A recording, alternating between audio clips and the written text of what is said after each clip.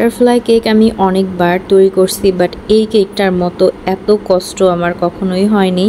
কারণ আমি যখন ফার্স্ট বাটারফ্লাই কেক তৈরি করি তখনও আমার এতটা বেশি প্যারা লাগেনি, কিন্তু এই কেকটায় কেন জানি অনেক বেশি প্যারা লাগছিল।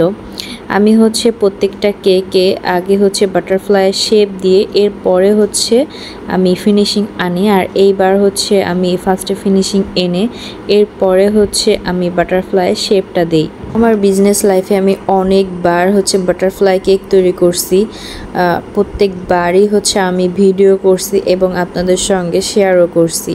আমি যতবার তৈরি করছি সবই একই ধরনের, একই গেটআপের বাটারফ্লাইগুলা, কিন্তু কালারগুলো হয়তো বা একটু এক্সচেঞ্জ হয়েছে, বাট দেখতে একই রকম প্রত্যেকটা বাটারফ্লাই। আর এটা ছিল 1.5 পাউন্ডের একটা বাটারফ্লাই কেক। তো আমি মাঝখান থেকে আলাদা করে নিচ্ছিলাম। আপনারা একটু লক্ষ্য করবেন যে আমাদের কেকের লেয়ারগুলো কত পারফেক্ট। আলহামদুলিল্লাহ, আপনারা কিন্তু এখন কিন্তু দেখলে বুঝতে পারবেন। আমরা কিন্তু লেয়ার কেটে দেখাতে পারি না, বাট আপনারা চাইলে কিন্তু এই ভিডিওটা দেখলে কিন্তু বুঝতে পারবেন যে আমাদের কেকের লেয়ারগুলো কতটা পারফেক্ট। তো আমার কেকটা করতে এত বেশি প্যারা লাগছে যে আমি পারফেক্টলি পুরো ভিডিওটা করতে পারিনি। মাঝখানে আমি আর পারতেছিলাম না, অসহ্য হয়ে গেছিলাম। তখন আর ভিডিওই করিনি, ভিডিও করার মন মানসিকতা ছিল না। আর বারবার ক্রিম গলে যাচ্ছিল। আর আমার কথা পারফেক্ট না হলে আমার মন মতো না হলে আমার কাছে ভালো লাগে না। আমি যতক্ষণ না পারফেক্টলি হয় ততক্ষণ আমি কাজ করতে থাকি।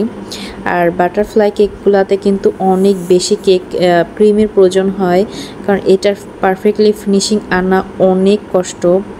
এটা অনেকেই বুঝতে পারে না, অনেকেই ভাবে কি যে আমাদের কাছে একদম ইজি। হ্যাঁ, আমাদের কাছে একদম ইজি, বাট অনেক পরিশ্রম হয়। এই কেক তৈরি করতে করতে আমরা চাইলে আরও 2-3টা কেক তৈরি করতে পারি। এই কেকগুলোতে একটু কষ্ট, বাট দেখতে মাশাআল্লাহ অনেক ভালো লাগে। আর কাস্টমার রিভিউটা অনেক ভালো ছিল, আর কাস্টমার অনেক বেশি পছন্দ করছিলেন কেকটা, আলহামদুলিল্লাহ। তো আমি এখানে পারফেক্টলি ফিনিশিং দিয়ে নিচ্ছিলাম। আমি সবসময় চেষ্টা করি পারফেক্টলি ফিনিশিং দিয়ে দেওয়ার জন্য। এখানে আমার এই রেফারেন্স একটা পিকচার আপু আমার কাছে শেয়ার করছিলেন, ওইটার মতো করেই তৈরি করে দিলাম। আর এই কেকটা কিন্তু 1.5 পাউন্ড, কিন্তু এটা কিন্তু অনেক বড় হয়েছিল কেকটা, আলহামদুলিল্লাহ। কেকটার পুরো ভিডিওটা করতে পারিনি, তো জাস্ট এতটুকু আমি ভিডিওটা করছি। এরপরে ভিডিওটা অফ করে রাখছিলাম, লাস্টের যে ফুলগুলা অফ ক্যামেরাতে কেকের উপরে বসিয়ে দিছি। এটাই ছিল আমার কেকের ফাইনাল লুক। তো আপনাদের কার কাছে কেমন লাগলো অবশ্যই কিন্তু কমেন্টের মাধ্যমে জানাবেন। আমার আলহামদুলিল্লাহ কেকটা অনেক বেশি পছন্দ করছিল।